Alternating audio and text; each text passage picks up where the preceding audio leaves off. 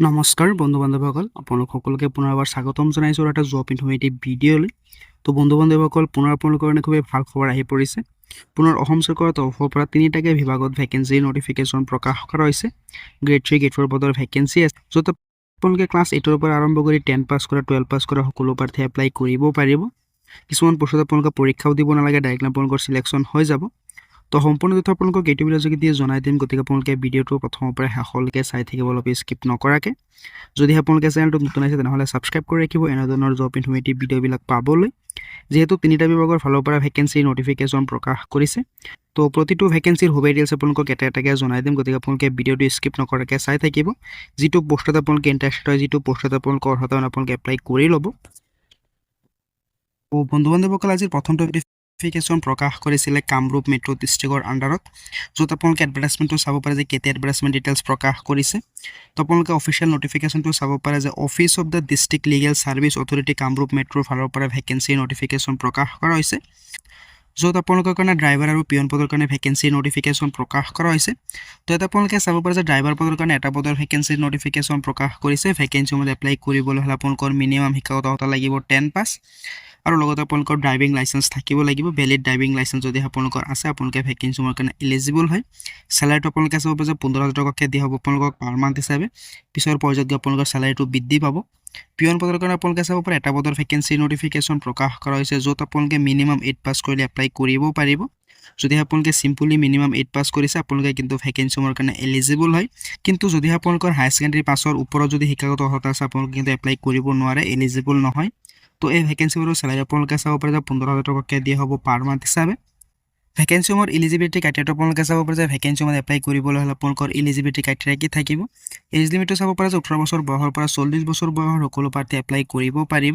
Minimum as limit 18 বছৰ, maximum as limit 40 বছৰ। লগতে আপোনালোকে চিলেকশ্যনো পাই যাব, য'ত SC ST কেণ্ডাৰছৰ কাৰণে আছে 5 বছৰ, OBC কেণ্ডাৰছৰ কাৰণে আছে 3 বছৰ, PWD কেণ্ডাৰছৰ কাৰণে আছে 10 বছৰৰ এই চিলেকশ্যন। তো যদি আপোনালোকে ইণ্টাৰেষ্টেড হয়, যদি আপোনালোকৰ অৰ্হতা আপোনালোকে এপ্লাই কৰিব পাৰে। তো আপোনালোকে এপ্লাই কৰিবলৈ হ'লে আছাম গেজেটৰ এখন ফৰ্ম ডাউনলোড কৰিব লাগিব, ষ্টেণ্ডাৰ্ড ফৰ্মখনত আপোনালোকে সম্পূৰ্ণ ডিটেইলছখিনি ভৰাই পেলাই আপোনালোকৰ শিক্ষাগত ডিটেইলছখিনি, আপোনালোকৰ পাৰ্চনেল ডিটেইলছখিনি ভৰাই পেলাই এটা চিটিৰ খামৰ ভিতৰত আপোনালোকে সকলো ডকুমেণ্টছখিনি ভৰাই আপোনালোকে কামৰূপ ডিষ্ট্ৰিক্টৰ যিটো নেকি ছেজনেল জাজৰ অফিচ আছে, ডিষ্ট্ৰিক্ট অফিচ আছে, তাতে আপোনালোকে জমা দিব লাগিব। এটা ড্ৰপ বক্স আপোনালোকে পাব, তাতে আপোনালোকে পেলাই থৈ আহিব লাগিব এপ্লিকেশ্যন ফৰ্মটো। ইতিমধ্যে এপ্লাই প্ৰক্ৰিয়া আৰম্ভ হৈ গৈছে। 24 জুলাইৰ পৰা এপ্লাই কৰাৰ অন্তিম তাৰিখ আপোনালোকে চাব পাৰে যে 4 আগষ্ট। যদি আপোনালোকে এপ্লাই কৰিম বুলি ভাবিছে, যদি আপোনালোকে ইণ্টাৰেষ্টেড, আপোনালোকে এপ্লাই কৰিব পাৰে। তেতিয়া আপোনালোকক পৰৱৰ্তী ভেকেঞ্চিৰ ডিটেইলছখিনি জনাই দিম, গতিকে আপোনালোকে ভিডিঅ'টো স্কিপ নকৰাকৈ চাই থাকিব। তো বন্ধু বান্ধৱীসকল, আজি দ্বিতীয়টো ভেকেঞ্চি নটিফিকেশ্যন প্ৰকাশ কৰিছে ডিমা হাছাও ডিষ্ট্ৰিক্টৰ আণ্ডাৰত। ডিমা হাছাও হাফলং ডিষ্ট্ৰিক্টৰ পৰা ভেকেঞ্চি নটিফিকেশ্যন প্ৰকাশ কৰিছে। ইয়াত আপোনালোকে চাব পাৰে যে ড্ৰাইভাৰ পদৰ কাৰণে এটা পদৰ ভেকেঞ্চি নটিফিকেশ্যন প্ৰকাশ কৰা হৈছে। চেলাৰীটো আপোনালোকে চাব পাৰে যে 14,000 টকাৰ পৰা আপোনালোকক 70,000 টকালৈকে দিয়া হ'ব পাৰ মান্থ হিচাপে। লগতে আপোনালোকৰ গেট পে থাকিব 5,200 টকালৈকে। ভেকেঞ্চিসমূহত আপোনালোকে মেট্ৰিক পাছ কৰিলে এপ্লাই কৰিব পাৰিব। যদি আপোনালোকে চিম্পলি মেট্ৰিক পাছ হয়, আপোনালোকে কিন্তু ভেকেঞ্চিসমূহৰ কাৰণে এলিজিবল হয়। লগতে আপোনালোকৰ ড্ৰাইভিং লাইচেঞ্চটো লাগিব। তো এই ভেকেঞ্চিসমূহত এপ্লাই কৰিবলৈ হ'লে আপোনালোকে এজ লিমিটটো চাব পাৰে যে 18 বছৰ বয়সৰ পৰা 40 বছৰ বয়সৰ সকলো প্ৰাৰ্থীয়ে কিন্তু এলিজিবল হয়, এপ্লাই কৰিব পাৰিব। আপোনালোকৰ এমপ্লয়মেণ্ট এক্সচেঞ্জত আপোনালোকৰ নামটো থাকিব লাগিব, আৰু আপোনালোকে কোনো ধৰণৰ গভৰ্ণমেণ্ট জব কৰা হ'ব নালাগিব। তো এইকেইটা হৈছে আপোনালোকৰ চিম্পল এলিজিবিলিটি ক্ৰাইটেৰিয়া, য'ত আপোনালোকে 18 বছৰ বয়সৰ পৰা আৰম্ভ কৰি 40 বছৰ বয়সৰ সকলো প্ৰাৰ্থী এপ্লাই কৰিব পাৰিব। এমপ্লয়মেণ্ট এক্সচেঞ্জত আপোনালোকৰ নাম থকা হ'ব লাগিব। তো এইখিনি ডিটেইলছ আপোনালোকে চাই ল'ব। আৰু যিকেইটা ভেকেঞ্চি আছে, ভেকেঞ্চিসমূহৰ কাৰণে আপোনালোকে এপ্লাই কেনেকৈ কৰিব। ডিমা হাছাও ডিষ্ট্ৰিক্ট জুডিচিয়াৰী যিটো নেকি অফিচ আছে, তাতে আপোনালোকে ফৰ্মটো জমা দিব লাগিব। আছাম গেজেটৰ এখন ষ্টেণ্ডাৰ্ড ফৰ্ম পাব, ফৰ্মখন আপোনালোকে ডাউনলোড কৰি পেলাই সেইটো ফিল আপ কৰি পেলাই তাৰ লগত আপোনালোকৰ শিক্ষাগত ডিটেইলছখিনি, আপোনালোকৰ ড্ৰাইভিং লাইচেঞ্চৰ জেৰক্স কৰি পেলাই আপোনালোকে চিটিৰ খামৰ ভিতৰত আপোনালোকে সম্পূৰ্ণ ডকুমেণ্টছখিনি ভৰাই পেলাই আপোনালোকে ডিমা হাছাও ডিষ্ট্ৰিক্ট জুডিচিয়াৰীৰ অফিচত এটা বক্স পাব, তাতে আপোনালোকে এপ্লিকেশ্যন ফৰ্মটো পেলাই থৈ আহিব লাগিব, অৰ্থাৎ জমা দি থৈ আহিব লাগিব।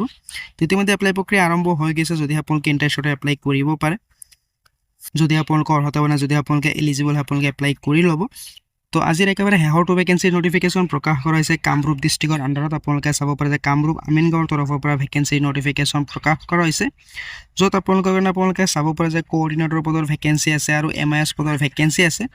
কোঅৰ্ডিনেটৰ পদৰ ভেকেঞ্চিৰ চেলাৰীটো আপোনালোকে চাব পাৰে যে 25,000 টকাকৈ আপোনালোকক দিয়া হ'ব পাৰ মান্থ হিচাপে, আৰু MIS পদৰ ভেকেঞ্চিত আপোনালোকক 25,000 টকাকৈ দিয়া হ'ব পাৰ মান্থ হিচাপে। তো যিকেইটা ভেকেঞ্চি আছে কোঅৰ্ডিনেটৰ পদৰ কাৰণে তাত আপোনালোকৰ মাষ্টাৰ ডিগ্ৰী কমপ্লিট কৰা হ'ব লাগিব ছ'চিয়েল ছায়েন্সত বা ছ'চিয়েল ৱৰ্কত তেনেহ'লে আপোনালোকে ভেকেঞ্চিসমূহ এপ্লাই কৰিব পাৰিব এজ লিমিট দিয়া হৈছে আপোনালোকৰ কাৰণে মেক্সিমাম 35 বছৰ আৰু MIS পদৰ যিকেইটা ভেকেঞ্চি আছে তাতে আপোনালোকে BSc BA ডিগ্ৰী কমপ্লিট কৰিলেও কিন্তু এপ্লাই কৰিব পাৰিব তাত আপোনালোকে যদি গ্ৰেজুৱেশ্যন ডিগ্ৰী কমপ্লিট কৰিছে আপোনালোকে এলিজিবল হয় ইয়াত আপোনালোকৰ এজ লিমিট থাকিব মেক্সিমাম 35 বছৰ তো যদি আপোনালোকে ইণ্টাৰেষ্টেড হয় যদি আপোনালোকে এপ্লাই কৰিম বুলি ভাবিছে আপোনালোকে এই ভেকেঞ্চিবোৰতে এপ্লাই কৰিব পাৰে আপোনালোকৰ ভেকেঞ্চিবোৰ কাৰণে ডাইৰেক্টলি ইণ্টাৰভিউ হ'ব কোনো ধৰণৰ আপোনালোকে এক্সাম দিব নালাগে তো আপোনালোকে চাব পাৰে যে ইণ্টাৰভিউত কি ডকুমেণ্টছ লৈ যাব লাগিব আপোনালোকৰ বাৰ্থ চাৰ্টিফিকেট বা SSLC admit card age age proof হিচাপে আপোনালোকৰ শিক্ষাগত চাৰ্টিফিকেট মাৰ্কশ্বিট লাগিব তো আপোনালোকে কম্পিউটাৰ চাৰ্টিফিকেট আছে কম্পিউটাৰ চাৰ্টিফিকেট লাগিব আধাৰ কাৰ্ড লাগিব voter ID passport size photograph আদি সম্পূৰ্ণ ডকুমেণ্টছ আপোনালোকৰ লাগিব আপোনালোকে যেতিয়া ইণ্টাৰভিউত যাব আৰু ইণ্টাৰভিউৰ ভেন্যুটো হৈছে আপোনালোকৰ ডিষ্ট্ৰিক্ট কমিশনাৰ কামৰূপত আপোনালোকৰ ইণ্টাৰভিউ হ'ব কামৰূপৰ যিটো নেকি ডিষ্ট্ৰিক্ট কমিশনাৰ অফিচ আছে তাতে আপোনালোকৰ ইণ্টাৰভিউটো হ'ব তো বন্ধু বান্ধৱসকল এইকেইটা আছিলে ভেকেঞ্চিৰ হ'ব ডিটেইলছ আপোনালোকক জনাই দিলোঁ যে তিনিটা ডিষ্ট্ৰিক্টৰ আণ্ডাৰতে ভেকেঞ্চি নটিফিকেশ্যন প্ৰকাশ কৰিছে তো যদি আপোনালোকে ইণ্টাৰেষ্টেড যদি আপোনালোকে এপ্লাই কৰিম বুলি ভাবিছে আপোনালোকে এপ্লাই কৰিব পাৰে তো আশা কৰিছিলোঁ আপোনালোকে ভাল পাইছে তো ভাল পাইছে লাইক এটা কৰি দিব পাৰে কিয় আপোনালোকে কমেণ্টত জনাব পাৰে তো লগ পাম নেক্সট ভিডিঅ'ত নতুন আপডেটৰ সৈতে ধন্যবাদ